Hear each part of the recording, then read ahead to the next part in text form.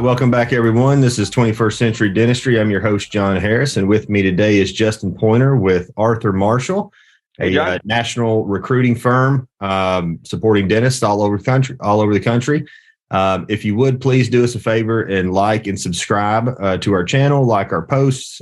Please share with your friends and family. Really helps the channel out a lot in growth and getting our message and information out to more people. So with that, I appreciate you tuning in. And Justin, how are you, sir? Doing good. I appreciate you having me here to talk with you guys. So hopefully we can make recruitment and hiring entertaining.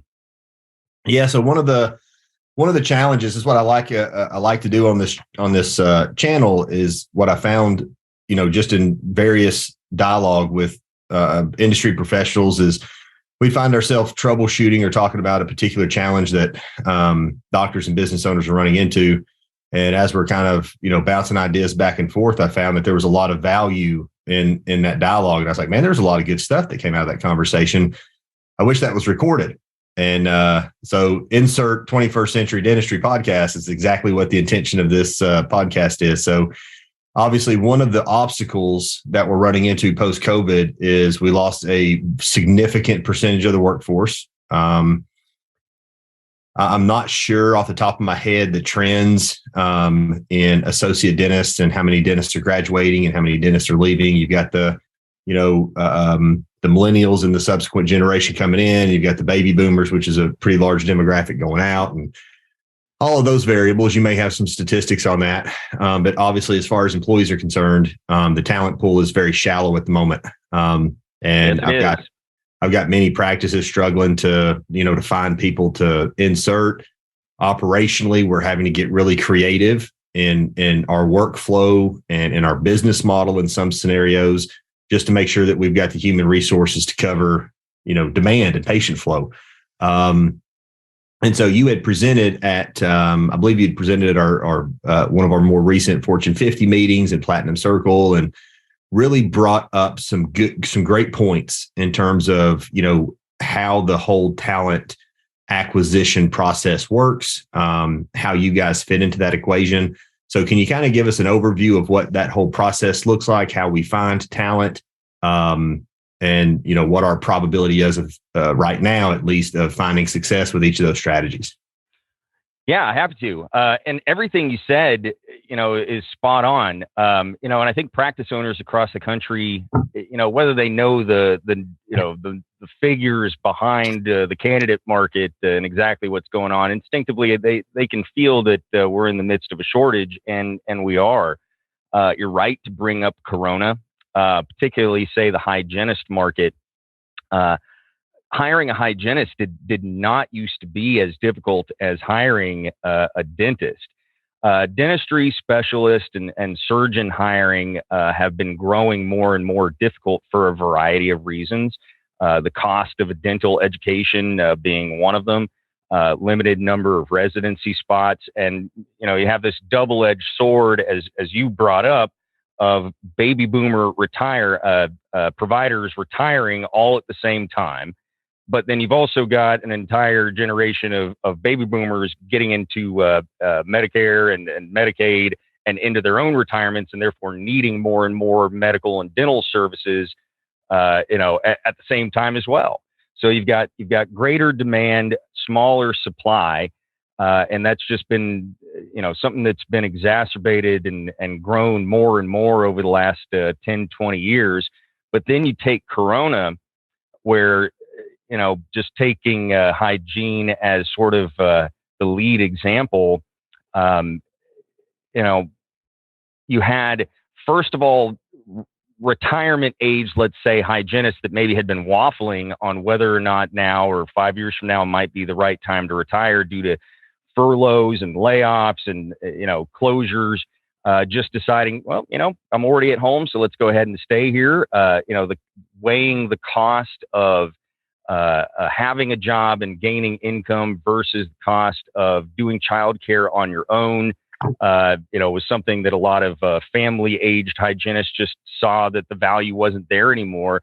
And so, trying to pick up providers that are able to come in and be reliable members of the team including staff positions, has just totally fallen off a cliff. So actually, if we got anybody's HR team on here, we can tell them to put on earmuffs, because I was actually at one of the Fortune conventions, and one of our shared clients actually said to me that trying to hire a principal level dentist, somebody that can run a location on their own, that can keep specialties in house, that can be relied on to get the collections machine a cranking and maintain what they're doing and be able to slide into the team. It's gotten to the point where it's so difficult that it's like trying to get married or form a long-term romantic relationship by speed dating in a room where you've got 100 guys and 5 or 6 girls in it. And we all laughed and thought that was kind of an off-color analogy, except that it was rather apt. Practice owners get to the point nowadays where they just feel like, I've got to waltz in with a huge, signing bonus and loan repayment just to get into a conversation. When it's been 12, 18 months and they've been trying to kind of bootstrap these hiring efforts on their own, they kind of get to a point where the first person that finally shows interest in them, it's almost like a take what you can get situation. And that's why a lot of them tend to get onto, what they call, I guess, the associate carousel or hiring carousel, where every 12, 18 months, they're kind of bringing on, a younger person that was who they were able to get, train them up for 10, 11 months, only to see them go hang a shingle a mile outside of their non-compete a year later. And it's a frustrating circumstance for everybody. Yeah. So generally, when I get into this conversation with my clients, let's say I'm in Nashville, Tennessee, and I'm trying to find a hygienist or an associate, and I've got an ad placed and I'm getting no traction. There are multiple markets where I've got ads out for hygienist assistants, associate dentists, and those ads have been running for 6 months and there's not a single candidate that has applied. Obviously, that's happening more commonly in very rural markets than it is your major metropolitan markets. Yeah. So if you've got an ad running and you're in a single market, we'll just kind of walk through a progression here. But if you've got an ad running in a single market and you're not getting any traction, or you're not getting the quality of candidate that you want, you've got to do one of two things. You've either got to make that position more attractive to the candidates that see it, or you've got to show it to more people. And so the way you can the way that you can make that position more attractive, obviously, a position that is a wage only is not as attractive as a position that is, a competitive wage, health insurance, 401k match, PTO, and you can even go as far as what you mentioned in creating like sign-on incentives, signing bonuses, relocation incentives, professional development assistance. There's a whole laundry list of things that you can add to that compensation package to make it very attractive to people. And let's say that you do that and you're still not getting the quality of candidates that you want. Then the only option that you've got is to increase the geography that you're pulling from. That's how you show it to more people. And so that geography can get so broad, but at some point, there is a margin of diminishing returns where it makes sense, like the dollars that you're paying to advertise in this huge geography. It makes a lot more sense to find somebody that specializes in finding very specific talent and then recruiting that person to your market.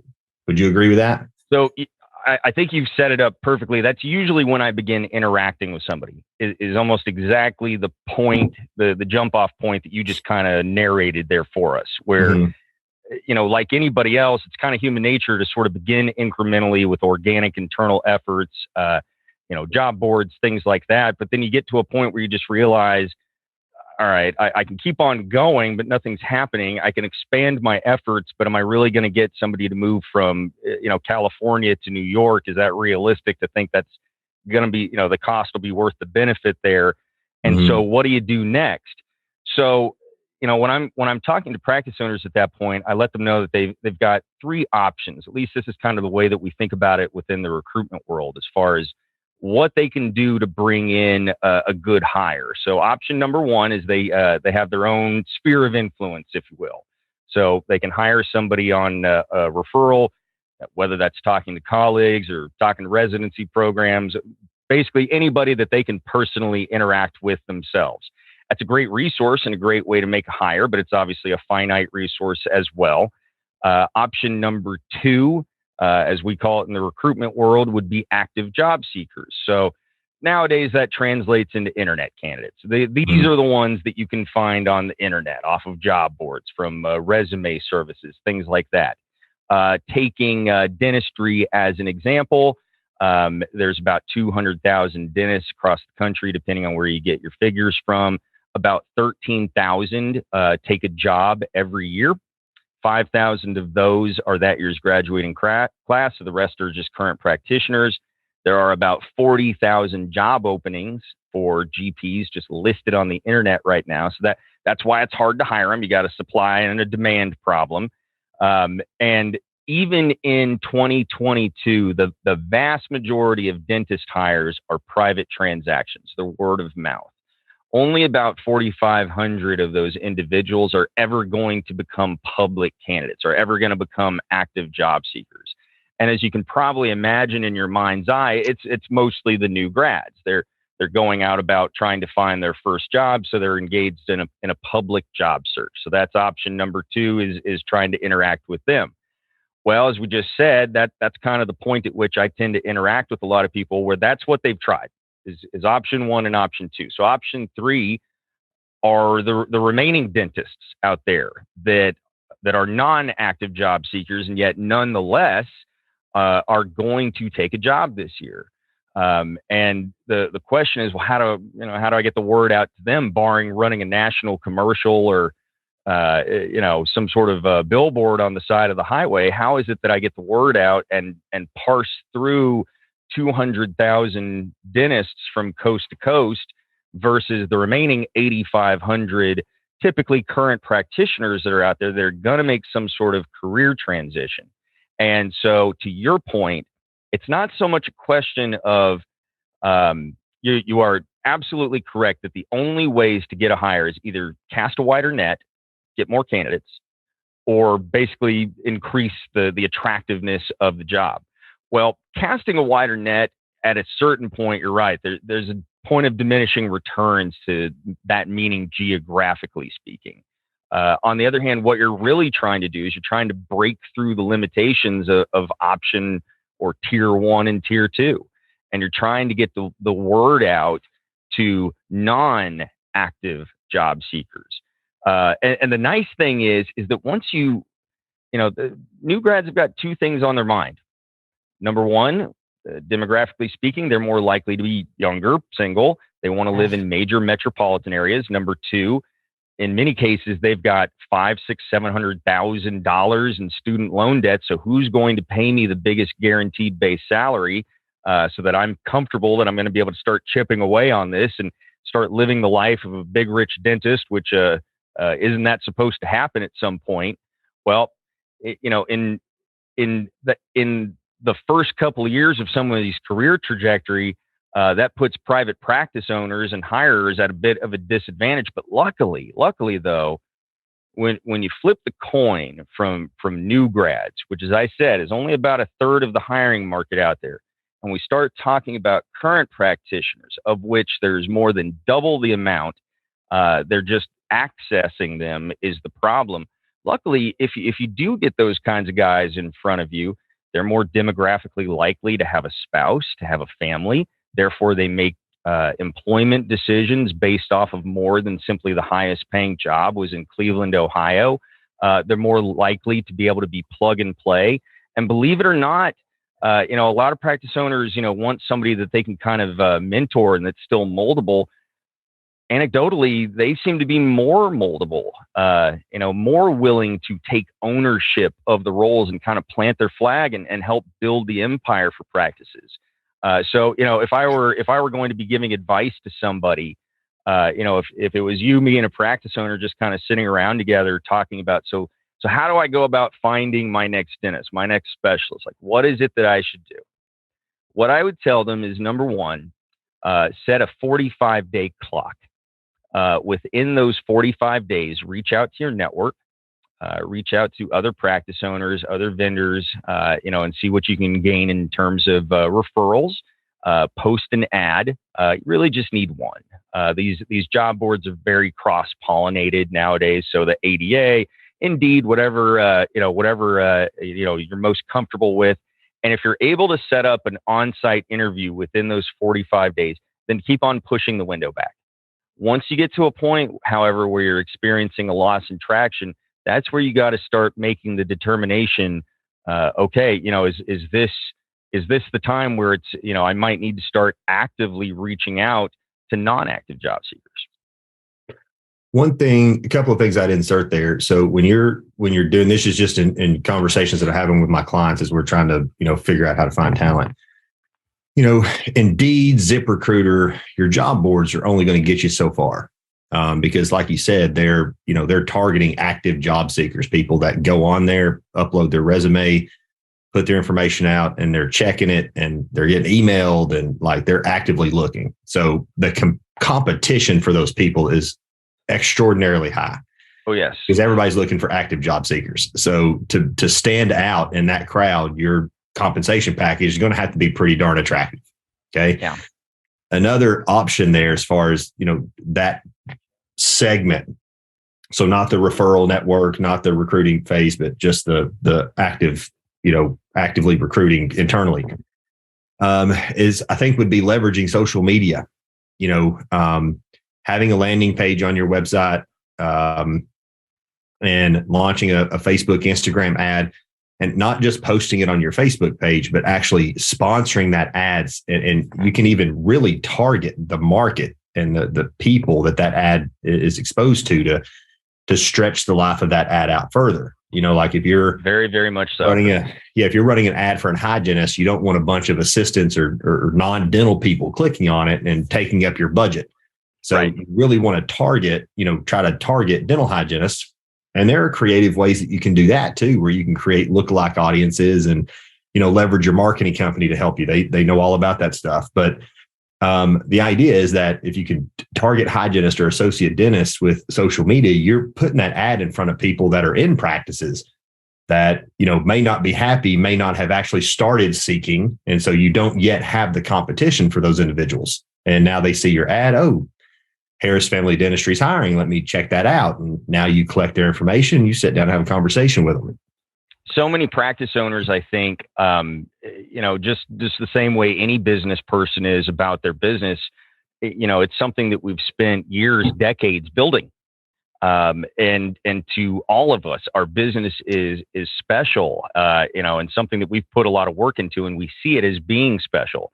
Well, and something that's difficult sometimes to admit to ourselves is when a candidate is looking on a job board and there's a search results page of 100 listings in front of them, that they all start to kind of bleed together. Mm-hmm. And it definitely is human nature to just hit that sort button, and get the highest paying jobs up top. So barring just, I'm going to buy myself a candidate by being the guy that's going to be at the top of that sort, understanding things like how to market, like what exactly is targeting, in your marketing, how is it that I use my marketing efforts in a cost beneficial manner rather than just a shotgun approach, are critical in order to stand a chance. I tell, for instance, in terms of candidate preferences, what the practice owner is looking for, in who they're hiring. A lot of times they'll give me a list of different clinical traits that they want them to have, or I want them to get along with staff or be hardworking, things like that. And I counsel practice owners to put a big premium on things like likelihood of retention. If a hygienist, when you look at their resume or any position, you see 1 year, 2 years, 1 year, 2 years, as opposed to someone with 7 or 8 years. That's a big red flag that you might have the same types of struggles with the former. Finding, so often we say, I want a rock star, provider. I want a principal level provider. Well, yes, it's great if you can find somebody that's got 10 out of 10 characteristics where they've got experience in all 10 categories of the job functions that you're looking for. But rock stars can be grown. Mm-hmm. As long as you find somebody, that that's got the want to, the career ambitions that match up with your long-term expectations of the roles, and have some sort of track record of stick-to-itiveness. Those are big priorities that I try and tell practice owners, probably should be close to the top of their list. I think there's a fourth category. I don't know. I want to get your feedback on this. There's one non-conventional approach that I talk with my clients about a lot that, not as many people are open to. But because you may or may not be ready for this step just yet. And I think a lot of times we got to get out of that whole tripping over dollars to save pennies mindset. Very much so. Very much so. And so, like, if you've got a practice next door that's got 2,000 active patients, it's got a 55, 60-year-old dentist with 3 hygienists, 2 assistants, 2 administrative people, and he's going to be looking at, taking that final stretch here the next few years. Merger acquisition as an approach to acquire talent is incredibly, incredibly effective. Yes, it is. You got to people get caught up in this whole idea that, well, I'm not ready to sell my practice. Well, you're not. You're still a part of the practice. Sell some equity or just merge the two together and retain your equity. Do a contribution analysis, figure out who owns how much of the total equity of the practice. But in your buy-sell provisions, you can have provisions in there that keep the management responsibilities very comparable so that you're not like giving away control. It's a shared responsibility. So there are ways to set that up so that it makes sense. Just know, when you hear merger acquisition or you hear joint venture, don't be scared of that terminology because you don't know what it entails. Because I see people walk away from huge opportunities there that would fix 9 out of 10 of their problems. Yeah, structuring an effective relationship like that. And a lot of times it's due to the kind of tripping over dollars to save pennies kind of mindset, or, some of these decisions, they're just very puntable. It's human nature whenever you're dealing with vague objectives, indefinite timelines, uncertain outcomes, that sometimes just, I'll push it off. And man, I will tell you, any practice owner I talk to, if they're not working with Fortune, they need to take a harder look. You've got to have a partner. We only retire once in our entire lives. We only go through practice transition situations, so many times. Having somebody that's got experience in those kinds of areas is critical to be able to kind of parse down the pros and cons of a given situation.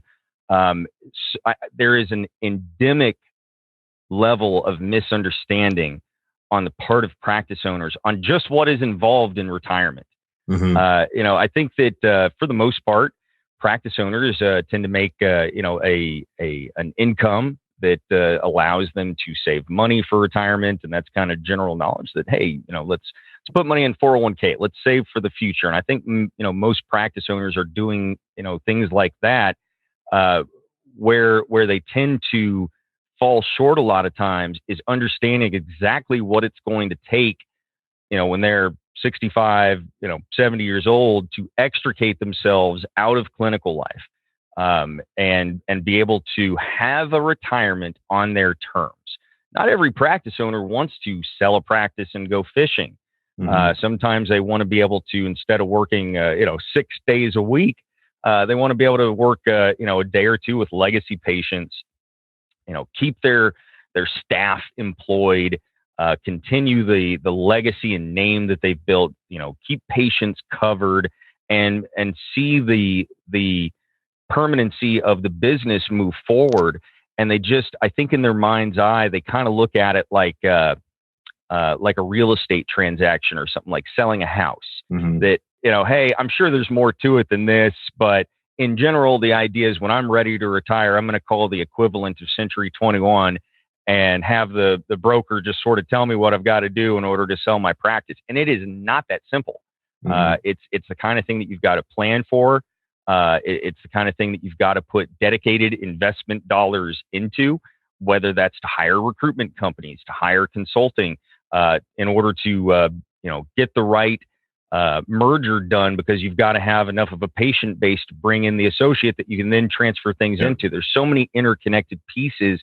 And if you don't have a quarterback organization like Fortune to kind of line item these things for you, it's even more of a struggle when, as I said, you've got kind of vague, variables to be working with. Yeah. One thing I'm very much troubled by is obviously when you start a practice, you acquire a practice, the idea is that you're going to own and operate it for a while. And then hopefully you're going to sell it for more than it was worth when you bought it. Right. So you capitalize on the growth and equity. And what I find a lot of times is they get to a point and then they plateau because they don't know how to manage capacity.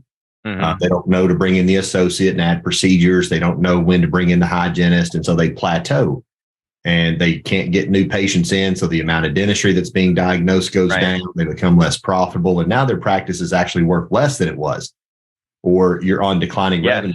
And what a lot of these guys do, this really bothers me. Or it makes me sad, because that's a risk. That's a big risk. It makes me sad for these folks. I just had a conversation with one of these gentlemen yesterday. When they wait until their practice is below that $400,000, $600,000 mark, when it's around when you're collecting around $300,000, $400,000, when you do the math on that thing and look at what would the total earnings be to a doctor that bought your practice after the debt service, who came in and started turning a handpiece and took over responsibility and ownership of that business. Exactly. Most likely it's less than what he was making as an associate.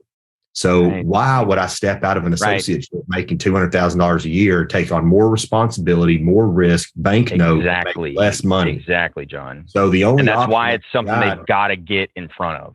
Yeah. And so when you get to that place, these guys get to that place and they're like, well, now I want to sell my practice. Well, you've really eliminated a lot of your options, because the only transaction that's going to make sense in that scenario is someone to buy your patient base and merge those patients into an existing business, an existing practice. As far as a standalone owner coming in, I'm not saying it can't happen. I've seen it done. Yeah, you may have a guy that's done. It's just harder and more expensive. Yeah, the practice might be in I don't know, Paducah, Kentucky, and you're from that town and nobody goes there and there's only one dentist, and maybe there's more in Paducah. I don't know, but there nobody else goes there, and that's where you want to go and practice. And it's so important to you to be there. Then maybe that person is willing to buy your practice, collecting $300,000, take home $75,000, and hope to grow it from there. You hope. You might find that, but options are an entrepreneur's best friend. So the less options you have on the table, the more challenging it's going to be to be. And that's why you want to act from a position of strength rather than allowing yourself to eventually get cornered one day. Right. Where you don't have options. So speaking to that point, the practice owner situation that I was the most proud of in 2022, because it was a difficult situation, was a group up in New York, solo practitioner, who had been running a successful practice, and I'd known him for a few years, and we've been talking about bringing in an associate for retirement planning purposes. But as is, the case sometimes, it was just kind of something where it was like, well, sometimes if these things are too challenging, too costly, they're going to take too long. There's no wolves chasing me from behind. I don't have to do this right now, or else I'm going to experience a lot of consequences. And so sometimes it's something we can push off. The right timing on planning for these things is as soon as you have got the ability to do so, that's when you've got to get on top of it. The longer you wait, in this guy's situation, unfortunately, what happened, which is, what happens in a lot of cases, he had a health issue, strike. And it was the kind of thing where he was going to have to, a practice owner is like being an NFL franchisee owner, and yet at the same time also being the starting running back. They can't play the game without you being there, chair side. And he was at a point health-wise where he was going to have to start taking major steps back. But he'd been sort of reducing hours, for his own personal freedom and flexibility. So, his collections had gone down to about the level that you were talking about. He just was not an attractive purchase option at that point. Now, he hired us. He hired Fortune. He also hired Northeast Sequoia Private Client Group. And together, I think we actually ended up bringing in Bill Barrett's group, Mandelbaum Barrett, the law firm, and it took a big team effort, but we were able to engage in a merger with one of his neighbors, take over their practice, increase the level of patients that they had, then bring in the right partner track associate in order to have enough market share for that person to work and to be able to make a comfortable living and build the empire, if you will, and we'll sell the practice over to that person. But a lot of pieces have to come together whenever you kind of get to that point. And you always want to work from a position of strength. You always want to work from a position of advantage, because on the flip side, just got done working with an endodontist practice owner who is 50, who is getting in front of these things, and we're able to bring in a new associate just as he was opening up his third location. He now has 3 locations and 5 doctors, of which we've found now 3 of them. That's going to make him a much more attractive target for buying opportunities. It's going to make it to where he could potentially sell the business to one or more of those associates when the time comes. And he's just got more options in terms of what he's now able to do. If you're a solo practitioner and, in the back of your mind, you're thinking you're going to sell the business at some point, it's like selling a Ferrari, where as soon as the guy gets his hands on the keys, the engine's going to get up and walk away. And now they're the ones left holding the bag, trying to find a new doctor to be able to install there. So getting in front of these things is critical. Yeah, I couldn't agree more. It's and so now that we know kind of, you've got to be proactive about this stuff. You've got to plan ahead. Don't let yourself plateau. You're either growing or dying. So there's not a place where you're going to get to this. You're not going to get to this level where everything's comfortable. Like as soon as you walk out of the gym, your muscles start to atrophy, right? Like you don't just maintain what you've gotten to. So you've got to continue to push the pace and be progressive. Don't have to be aggressive, but be progressive, right? And that's proactive. A really good way of putting it. You don't got to get your shoulders so far out in front of your skis that you can't handle what you're doing. I get a lot of practice owners that stress over when is the right time to hire. Am I there yet? Or do I need to be at a point where I've basically got double the business that I can handle so that I can slice it in 2 and, give it to an associate? They really do need some context to understand when the right time is. The answer to that question is no, you wouldn't do it like that, where you literally have double the volume you can handle and then, scramble to find an associate. It's all an interconnected ecosystem that you kind of need to work on all at the same time. And to your point about social media, you kind of want to always be hiring. You always want to be out there meeting new candidates and potential candidates, so that it's organic growth, so that it's done on your terms. You spoke for about 30 seconds there, and your video's frozen. It threw me off for a second. It's frozen on my side too. I was like, I hope it's playing. Yeah, I was like, he's talking, but his mouth isn't moving. That's pretty neat how you do that.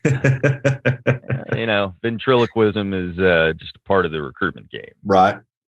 So one thing I'd like to touch on real quick before we wrap up is, obviously we know how important it is to, I think we've conveyed a very effective message there. Like, you've got to be proactive. You got to be progressive. You got to be forward thinking.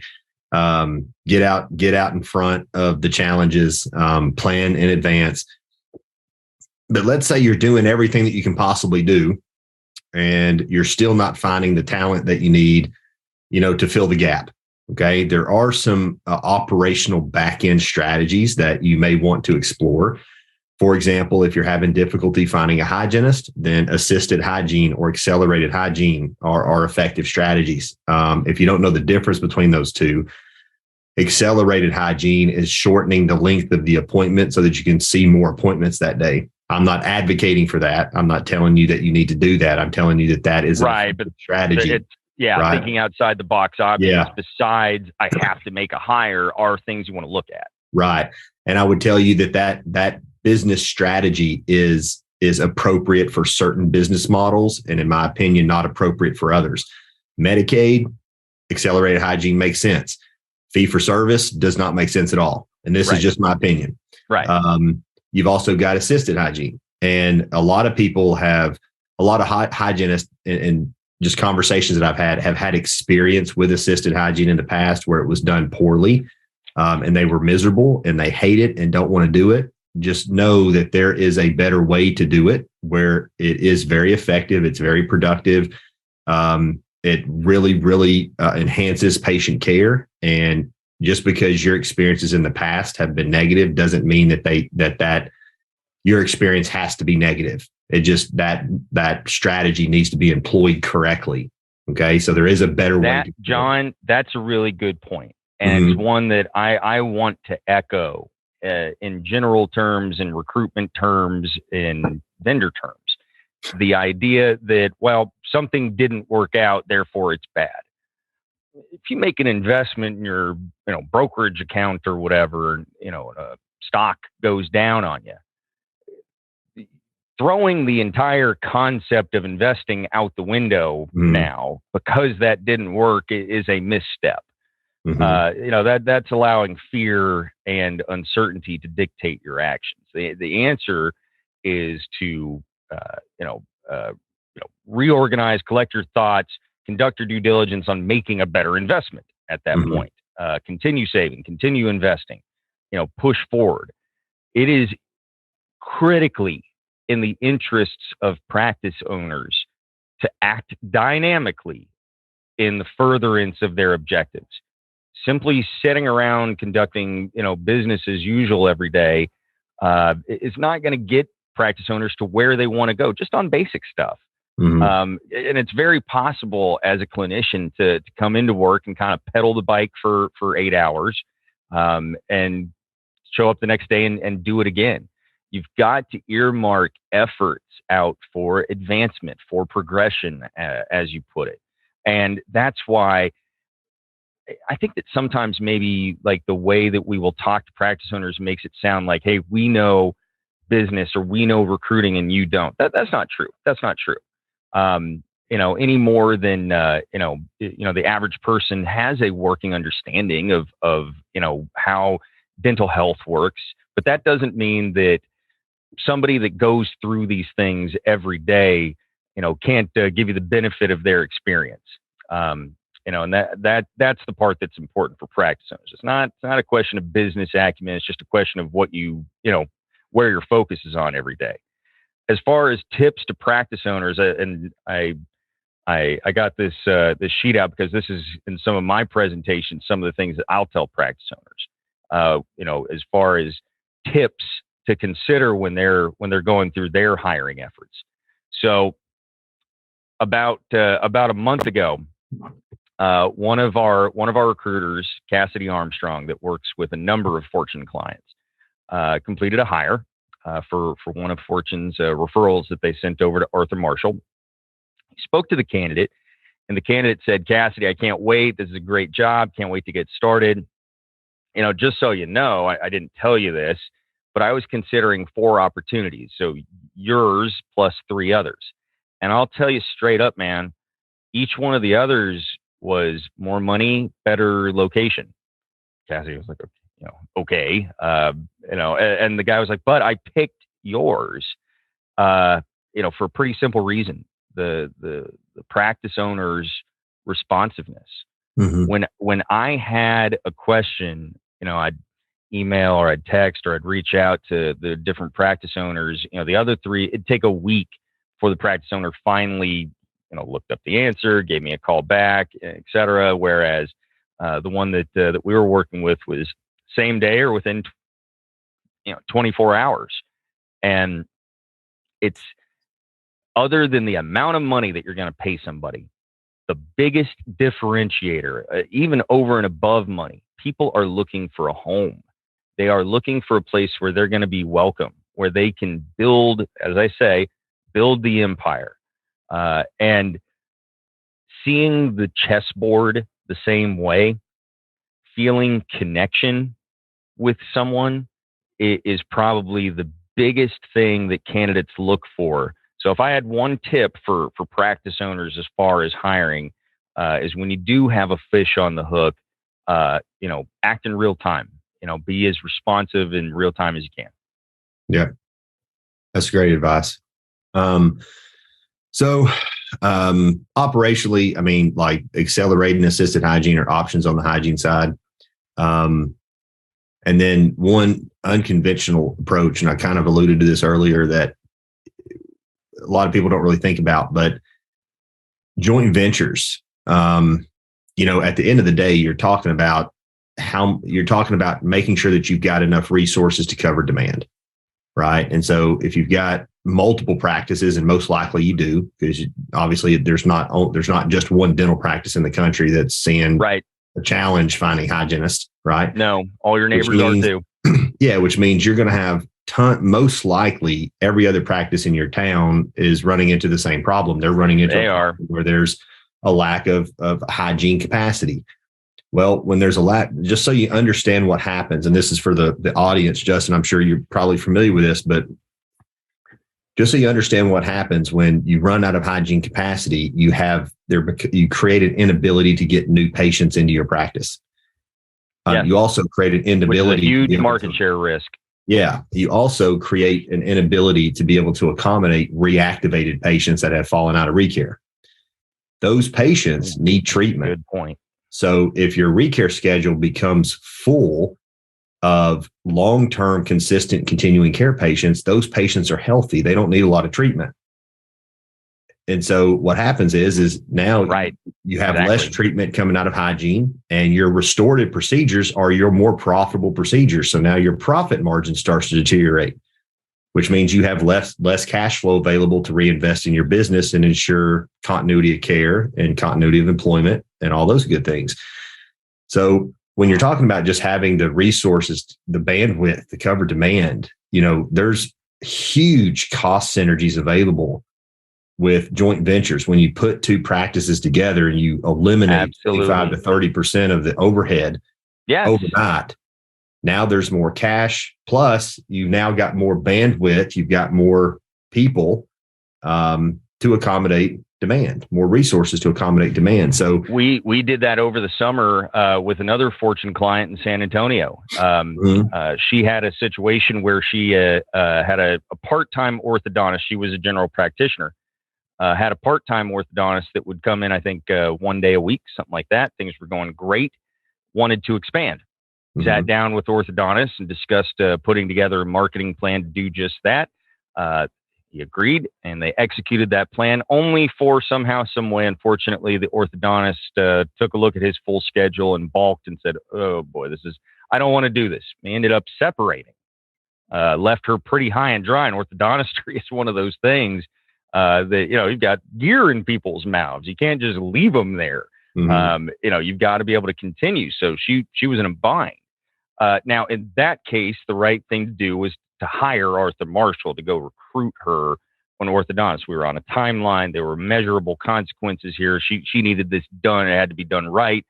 Hired our firm, and about 2 months later, give or take, we had another orthodontist in the practice. But as I said, the guy had been a part-time orthodontist for her, working a day a week. People don't typically move, candidates don't typically move. You can't cast as wide a net for part-time positions. You're not going to move from, say, Dallas to San Antonio just to take a part-time role, all things being equal. And we did exactly what you said, which was talk to some of her neighbors that also had a need for orthodontistry in their GP practices, and we were able to share the overhead and the coverage. Worked out great, and finding outside the box solutions like this is a great way to keep things bite-sized, grow organically, and yet foster the room for growth and flexibility that you're looking for. Mm-hmm. The last thing that I would throw out there, and then we can kind of wrap things up.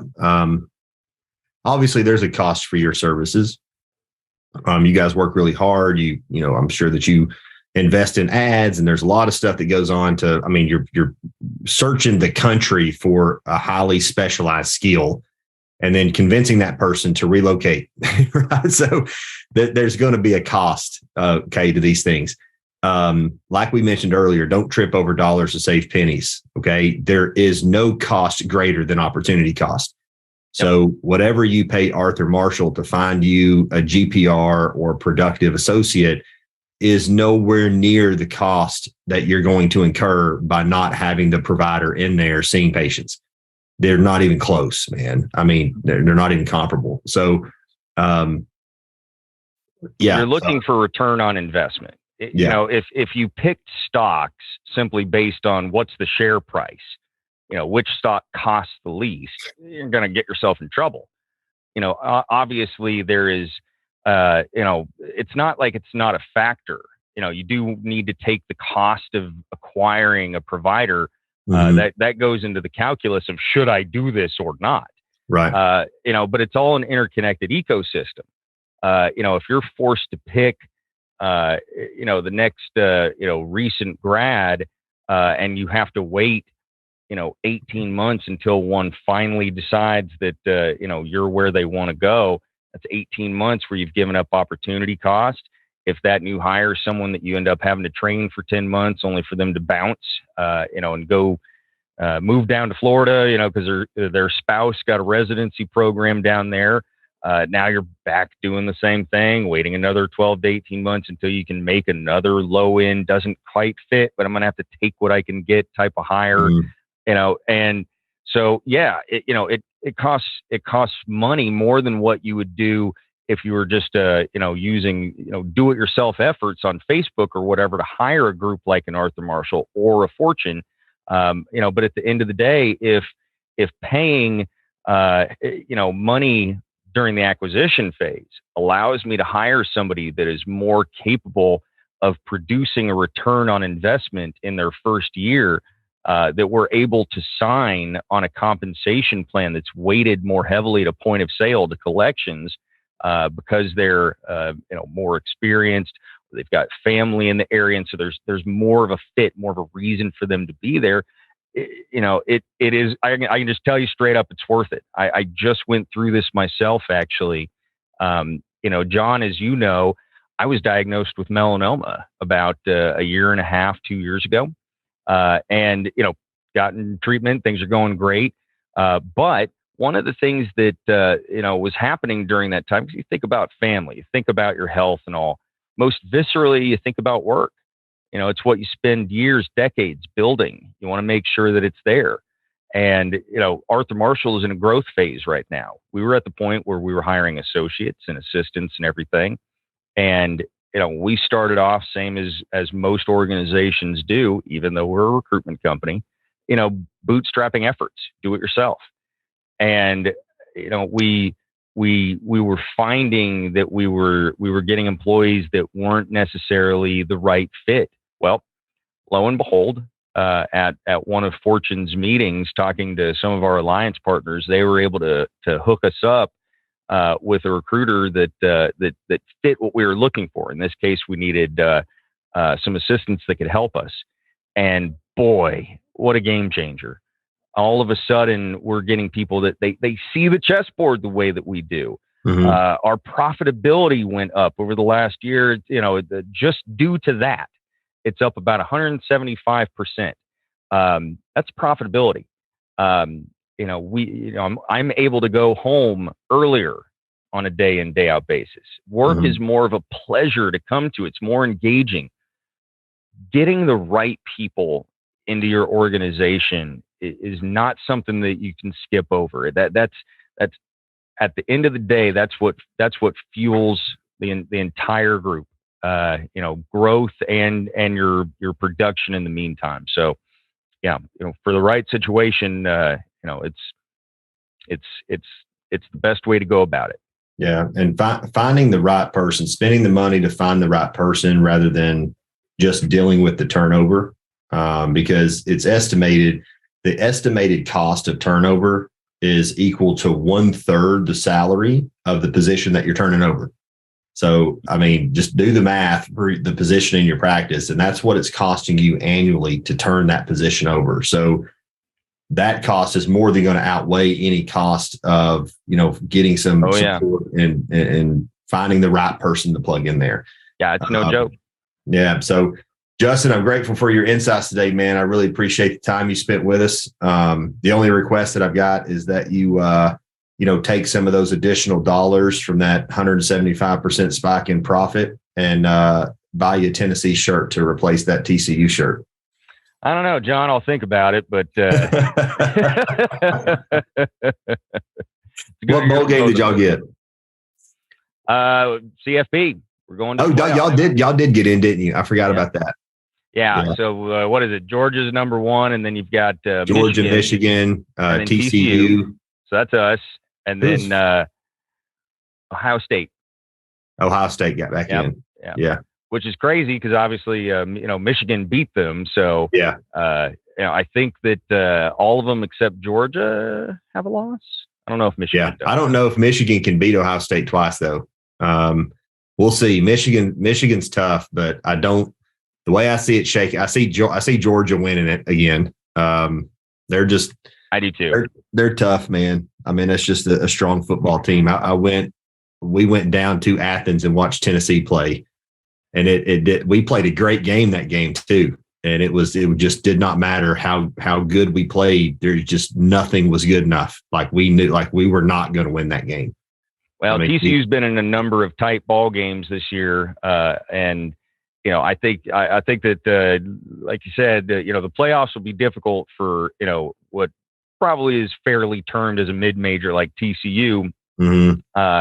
And I was really hoping that we'd win the championship, Big 12 championship game. Unfortunately, the other purple team, K-State, ended up beating us right at the buzzer. K-State's they've got a strong record. Doesn't accurately reflect how good that football team is, though. They're pretty good. Now they're the champs, so I have to tip my cap. Yeah. Yes, I think it's, what is it? It's Michigan and TCU, and then Georgia and Ohio State. And then the winner of those two, yeah. So who are your picks for those games? I think it'll be Michigan and Georgia for the championship, and I think Georgia will pull it out on them. I think that'll be a good game, but I think Georgia will pull it out on them. Yeah. Before Michigan beat Ohio State, I would have put my chips on Ohio State. Just traditionally, they're kind of the big brother. Mm-hmm. But Michigan put a whooping on them. So I think I'll hedge my bet this year. Yeah, and I don't know. I take my comment back earlier about Michigan beating Ohio State twice. I'm thinking of Tennessee, and I didn't think that Tennessee could beat Alabama, or I didn't think Tennessee could beat Alabama 2 times in a row. I was like, man, we pulled it out. I'm glad that we won and all that kind of stuff. But if we had to play them again. That's what I was worried about. If Tennessee and Alabama made the CFP and we had to play Alabama in the playoffs, I was like, we beat them the first time. I don't think we can beat them 2 times. So I would have rather lost to them in the regular season and beat them in the CFP, if things shook out that way. But I'm glad to see Alabama. They did not wave Alabama into the playoffs after we beat them. Sorry, Alabama, but I'm on John's side here. I'm kind of happy to see some different teams in there. Georgia, I know you're in the club more often than not, but Alabama is the president, so I'm kind of happy to see other guys. It'll be good. It'll be exciting. We got some good bowl games. Tennessee and Clemson in the Orange Bowl, so it's going to be a good bowl game. I think it's Alabama is playing. That's a good matchup. Who is That's Alabama? A perfect name too, Orange Bowl for Clemson. Yeah, Tennessee. Those 2 teams. Yeah, and I'm trying to remember who Alabama's bowl game is against. Utah? No. I'm not going to be able to help you on that one. I can't remember. Yeah, it's. I've slept since I last looked at it. But anyway. Justin, thank you for your time today. I really appreciate it. For those of you that joined or listen in, I appreciate your support. And again, please like and share, our videos and our and our audio podcast, and subscribe to our channel. That really helps us. That really helps us out and helps us get, great information out to more people. And then if there's anything in particular that you'd like for us to touch base on, either on 21st Century Dentistry or Real Dental Podcast, please put that in the comments, and we'll be sure to cover those areas. So, Justin, thanks so much. I hope you have a great rest of the It was great.